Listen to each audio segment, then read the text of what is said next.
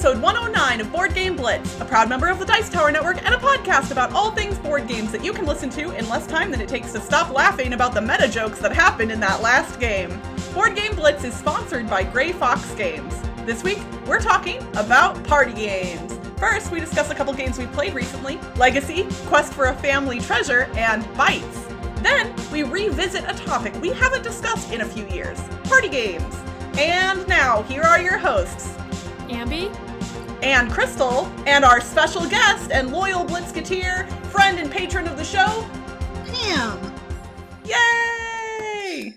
One quick announcement before we hop into the main episode, and that is that we are doing a little mini giveaway. We had an anonymous benefactor who did not want to be named basically give us a copy of Gloomhaven Jaws of the Lion that they wanted to give away to one of our listeners. So that could be you, and all you have to do to enter is email us, boardgameblitz@gmail.com, with the subject line, Gloomhaven, and in the body of the email, put your name and your mailing address, and then just put something that you like about the podcast. It can be simple or complex or whatever you want, but just something that you think will make us smile. And we will select a winner in the near future, and we will contact that person by email. This giveaway is limited to North America only. We apologize that this one's not international, but if you live in North America, you are eligible. So enter now, and good luck. Maybe you could win a copy of Gloomhaven Jaws of the Lion, and a special thank you to our anonymous benefactor for donating that to us.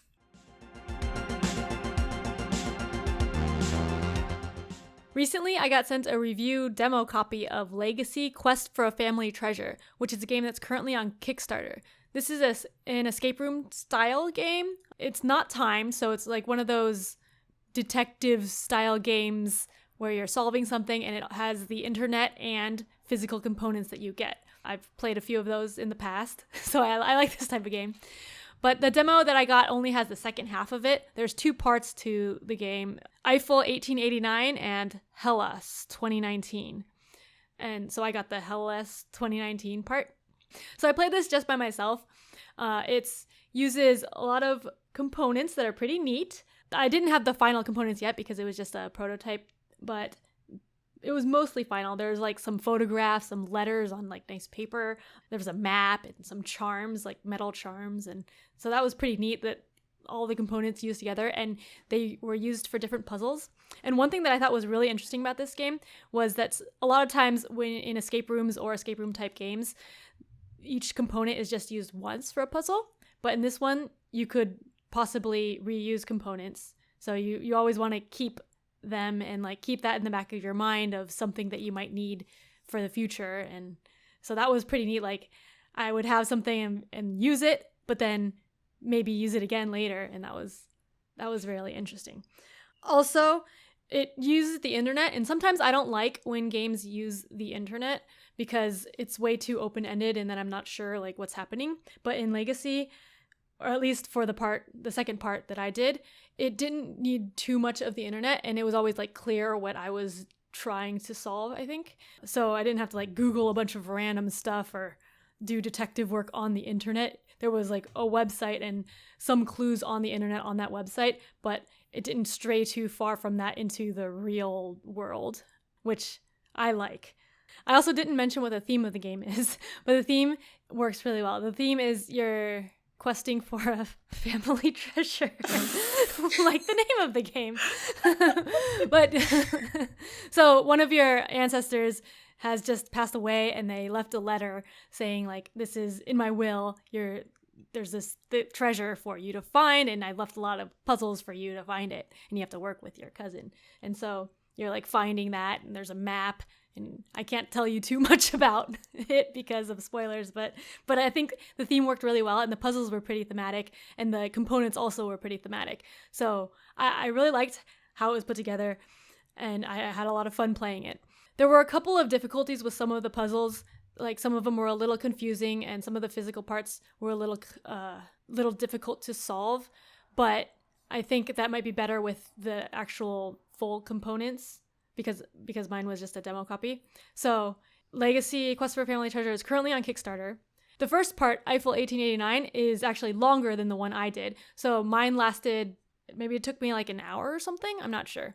But the first one I think is more involved and has like more cool things like a miniature Eiffel Tower, which I don't know what it's used for, but it looks cool.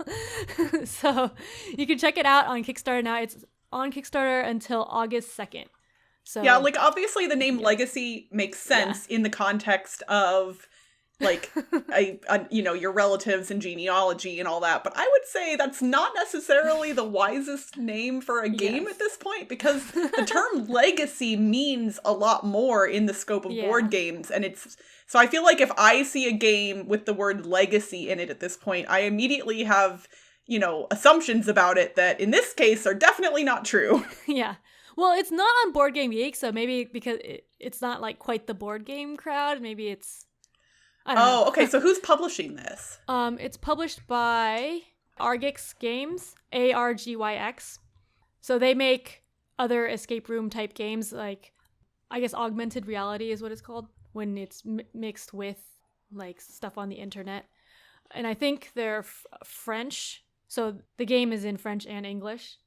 But yeah, so I think they're more like a escape room type game company because they have a bunch of escape room type games and puzzle games rather than just board games. That's and cool. They also have some online puzzles, and I think they have some free ones that you can try too. But yeah, so Argyx Games, and their newest one is Legacy: Quest for a Family Treasure. So the subtitle helps there if you want Googling for it. That's definitely true. Yes. Yeah. Okay, well, I recently got to play a game that I backed on Kickstarter. I still haven't actually played the copy that arrived in the mail via Kickstarter, but Ambie very kindly hopped on Tabletop Simulator with me, and we found the official Tabletop Simulator mod for Bites. Bites is a board game that was published this year in 2020 by BoardGameTables.com. You all have heard me rave about other games from BoardGameTables.com in the past. I basically love just about every game they've published at this point.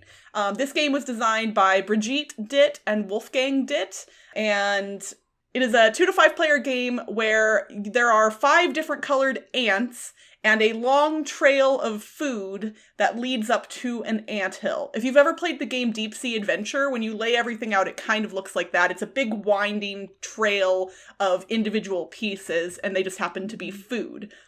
Over the course of the game, everyone is moving all of the ants. You don't have an assigned color, and you are collecting food tokens by moving ants along the trail and eventually putting all of the ants onto the anthill at the end of the trail. Where the ants end up on the anthill helps determine how the different pieces of food score at the end. So for instance, where the red ant ends up on the anthill determines how the red apples will score in your score pile at the end of the game.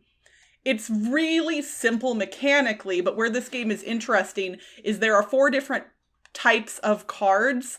There's the anthill cards, the wine cards, the chocolate cards, and variant cards, and you draw one of each of those at the beginning of the game, and they change the rules or the scoring in some unique way, as well as what some of the special tokens along the trail do when you can pick them up and use them. So Ambie and I played this twice, and the 2 games were very different from one another. Mm-hmm. Yeah.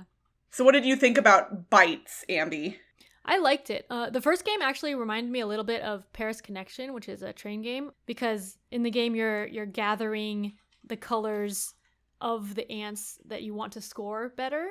And then in the first game, the ant that hit the anthill first was the lowest scoring, and then the one that hit last was the highest scoring. So you want the one that hits last, but then if you're taking more of that color, then the ant only travels on that color, so it will get to it faster. So you're trying to balance like taking the color away and then making sure the ant gets to the anthill slower. Yeah, we had a couple of moments where we didn't realize like, oh no, wait, there are no more tokens of that color, so that ant's going to the anthill. Yeah, it just jumps right there. It's like, oh, that's not worth much. So yeah, that was neat. And then I liked the wine cards because they have like special scoring and they could get a lot of points from that. Yeah, I really enjoyed this as well. I think you and I both agreed that it feels like this game would be better with 4 or 5 players than it was with 2. Yeah. Or even at 3, yeah. Yeah, 3, I think honestly it might be one of those games where, like, I would guess the sweet spot might actually be 4, but, like, 3 would be better than 2 for sure, and then 4 or 5 might be even better. Yeah, because of, like, the shared incentive, like, because if we each had 2 breads, then, like, we don't care about that because we're tied on that. Right. Yeah, there was no, like, it was harder to compete in certain areas, so then it was like, okay, so do I keep the same amount of things as the other person, or do I just focus on something else? And it was less interesting as far as that's concerned. Like I said, I backed this on Kickstarter and own the physical game, and the components in the physical game, just like almost every other game that Board Game Tables has published, the production quality is amazing. Specifically, the food tokens are really unique in that they are made of cardboard, but they're dual layered cardboard. So, like, the apple looks like it has a little bite taken out of it. All of the pieces are thicker than you would expect and a little more nuanced because, like, parts of them are taken out on different sides. So they look more 3D than you would expect cardboard tokens to be. And I think that's really neat and it's unique for a game like this. The ants are also really cute. And one of the special rule cards has stuff about a zebra ant. So there's literally a zebra striped ant in this game and it's adorable. Yeah, we got that one. So I'm very happy that I backed this on Kickstarter. Honestly, it kind of feels like at this point, almost any game that Board Game Tables is publishing, I'm interested in because so far I have liked every single game of theirs that I've tried. So nice. I'm happy that I got to play it even online, and I'm excited to be able to play the physical copy at some point in the future. So that is Bites.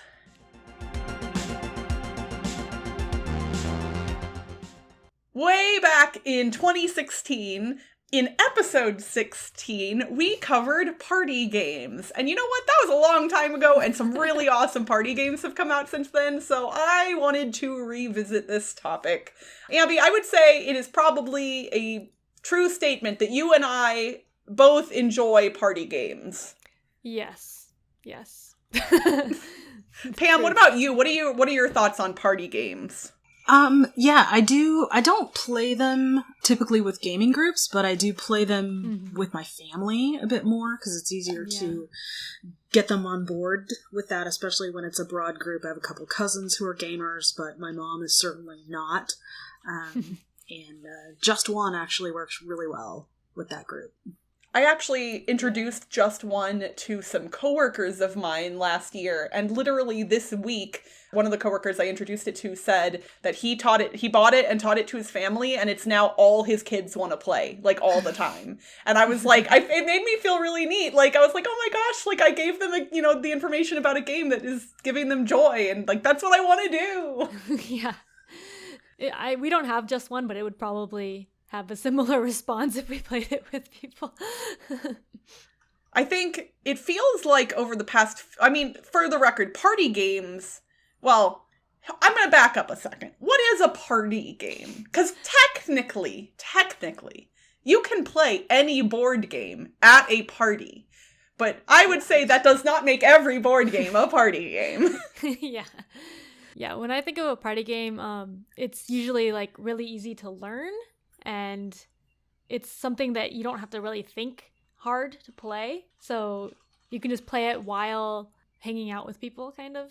Yeah. I would say that for a lot of them, it doesn't have to be your sole focus, even in the midst of the game. Now, I think there are some party games that do require more focus, but I would say a lot of them, to your point, they're more casual, they're easy to learn. And I would say another not requirement, but I would say a vast majority of party games tend to accommodate a larger number of players than the average board game. Yeah, so like more than 4 or something. Right, and even some of the games that handle the highest player counts, I would say are party games to some degree. Yeah, and I was thinking for the thinking part, a lot of the party games I like, you actually do have to think hard, but they're team games, so you get a break between it. So like Codenames or Decrypto, those, when you're the clue giver, you're really thinking hard, but then the other people can be like chatting about whatever, and so so it's like a switching off kind of thing. Or even in a game like Word Slam, you're like, it's intense for a couple of minutes. And then there's a break. Yeah, and then you get a break. And everybody can just kind of chit-chat about the nonsensical, intense thing that just happened. I love Word Slam, and I haven't played it in so long. Oh my gosh, I wonder if there's a way to play Word Slam online.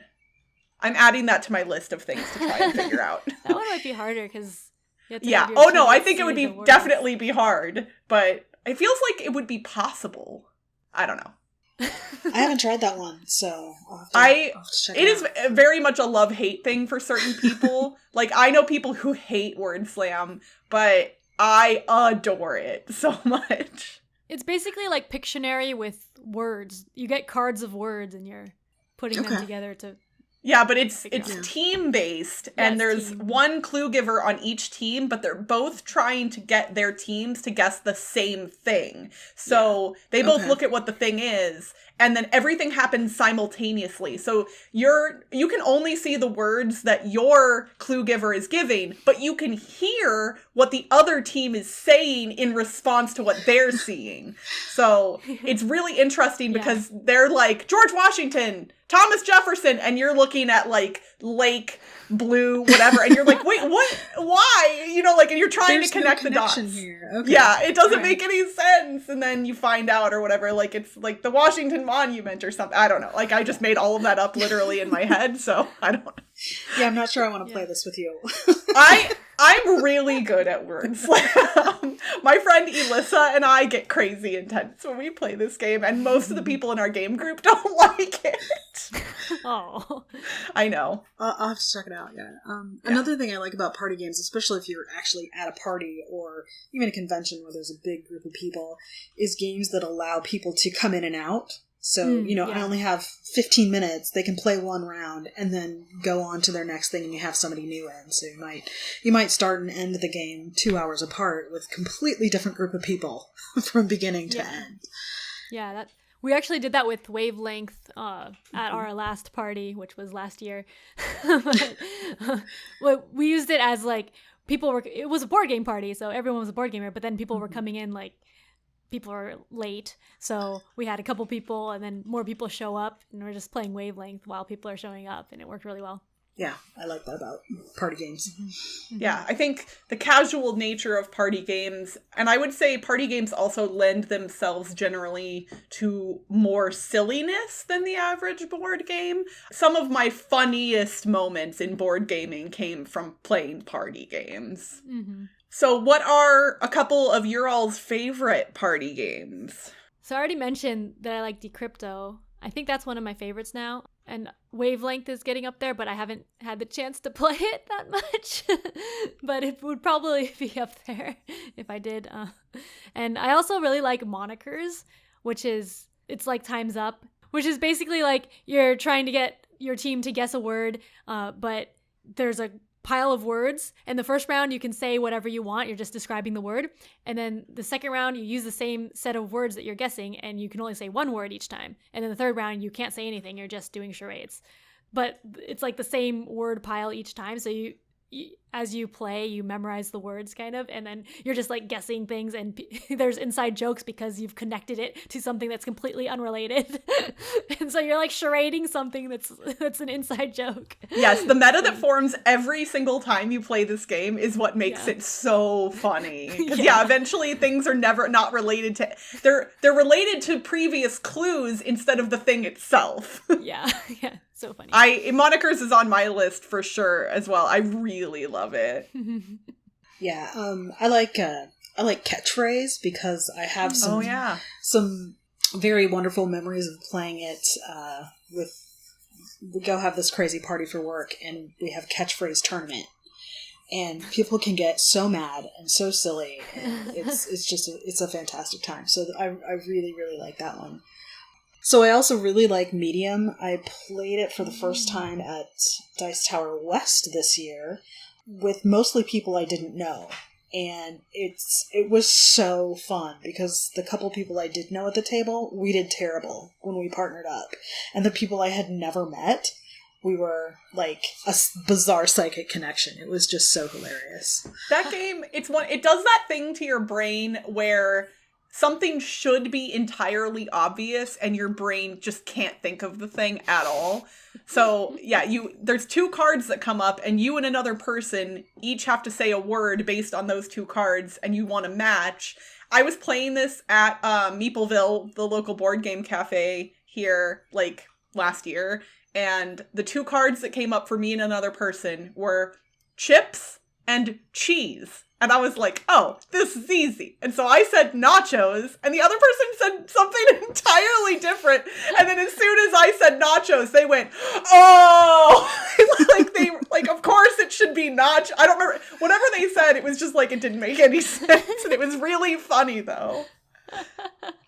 And I would say that, like, these kind of, like, social games, you know, stuff like Catchphrase or Taboo, or for me, like, Balderdash has been one of my faves for a really long time. Like, those kind of fall into one category. But for me, I also do kind of like Ambie, I like some social deduction style party games as well. Like, I think Deception Murder in Hong Kong, even though it's a little bit more intense of a game, like, I think it's casual enough that, especially if you're playing with board gamers, that one is a really fun party game. Or I used to play, when I was younger, earlier in my board gaming career, we played One Night Ultimate Werewolf at parties a lot. Because it was so quick. It's 10 minutes and you're done. So we could play over and over if we wanted, or we could quit whenever. So that one was neat. I also think one that most people don't consider when they're talking about party games, a category, is dexterity games.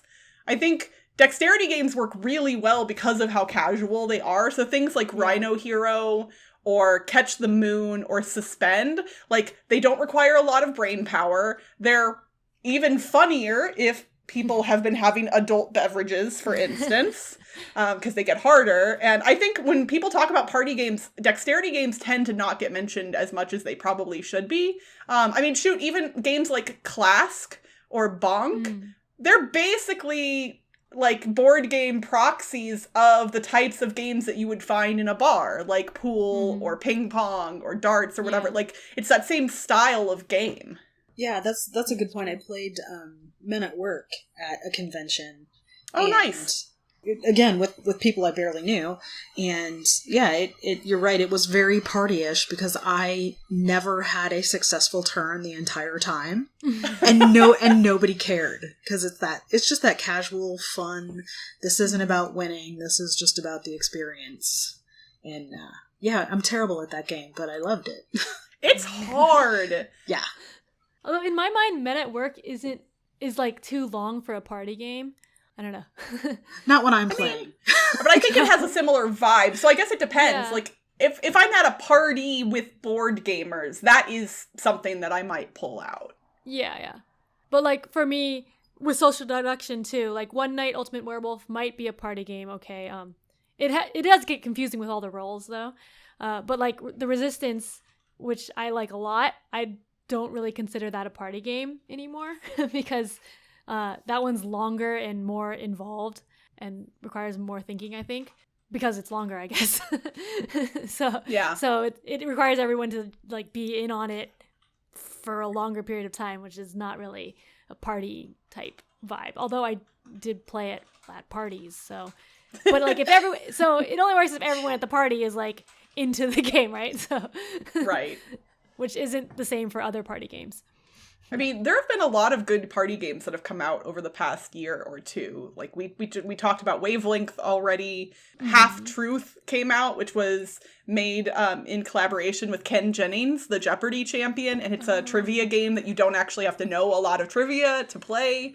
And then I got a review copy of Crossed Words from Stronghold Games here within the past few months. And that one's really fun as well. I've used that on Dice Tower Tonight a couple of times and had Eric in the chat play that. And Eric had us play it once too. So that one's fun. But it's kind of been a bummer because some of these party games, you know, I can't play them right now because can't meet up with people because of the pandemic. So which of these games, either ones we've already talked about or ones maybe that we haven't mentioned yet, work best when to play remotely? Because I think right now, a lot of people might go, oh, we can't play party games because we can't meet up. But there are some games that work really well over Zoom or Skype or some other digital communication channels.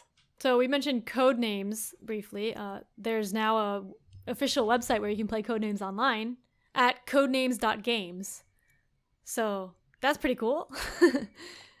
Yeah, and I actually think, I'm partial to this game anyway, but I think Just One actually works okay. Oh yeah. I've played it. I've actually played it with you, Crystal, and Eric, although neither of you would ever know because I wasn't watching the episode while it was live. I watched it later. Oh, nice. So I didn't look at the word, so I guessed based on the clues rather than giving clues. And so I'm like, well, if I can do this completely asymmetrically, I'm sure this would work with actual in person on Zoom or something. You just have to follow the rules and not look and that sort of thing. But I've actually, during the pandemic, played Just One with my family back in Missouri over Zoom, Nice. And they really liked it. So that was pretty cool. I've mentioned the game that's currently on Kickstarter. I don't know for how much longer. French Toast, which is coming out. It's the one I got to try the prototype of at PAX Unplugged. And there is a web implementation of that game that you can play right now as well, FrenchToastGame.com. And that works really well also. But yeah, basically any game where the visual aspects of the game aren't as important or only like one person can control them. So even Wavelength you can technically play as long as one person can have a phone or a camera pointed at the board. Yeah, and they just move the dial for the other people. Yeah, I'm planning to try A Fake Artist Goes to New York.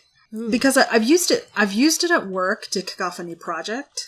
Okay. So, like, the word will be something related to whatever project we're going to do. And I want to see if I can do that, like, on a Google Jamboard or something. And so, like, having people draw on their computers. Yep. Yeah, I think also Zoom you can draw on Yes, you do a whiteboard, right? There is a whiteboard in Zoom as well, I believe. So, I'm gonna so the drawing games might work, Yeah. That's cool. Yeah, that is cool. Well, basically, party games are awesome, and you can still play them even if you can't get together with your friends in person. But we would love to hear some of our listeners' favorite party games, especially if they are ones we did not mention in the episode. So hit us up on social media and let us know what your favorite party games are, especially if they are ones that are good to play remotely, because we're looking for those right now. And that's it for this week's Board Game Blitz. Visit our website, boardgameblitz.com, for video and blog content, as well as to get links to all our social media pages. This episode was sponsored by Grey Fox Games. During July, get 20% off your order of all non-exclusive items sold at greyfoxgames.com by entering the promo code SUMMERBLITZ at checkout. Since we're in a party game mood, we recommend grabbing a copy of Draw Your Own Conclusions, a cooperative drawing game that requires no real art skills. Grey Fox Games. Quality games cleverly crafted. Support our show and get cool perks for as little as $1 a month by visiting patreon.com/boardgameblitz. As a patron, you'll get access to pre-edit recordings and our private Slack channel, where you can chat with us and other Blitzketeers every day. Quick shout out to the following Blitzketeers who have written iTunes reviews about the show over the past few months: Ray H, A. Kingsley, Mortaliber, Adrian D, and the Hanson twins. Y'all rock! Our theme song was composed by Andrew Morrow. Technical support provided by Toby Mount. Board Game Blitz is part of the Dice Tower Network. Until next time, I got my friends here, we'll open the box, we're gonna laugh and play.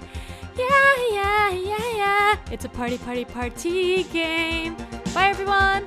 Bye. We are doing wait, I just realized. We haven't decided how people are entering. I just realized that too. As I was saying it, I was like, I have no idea what to tell people.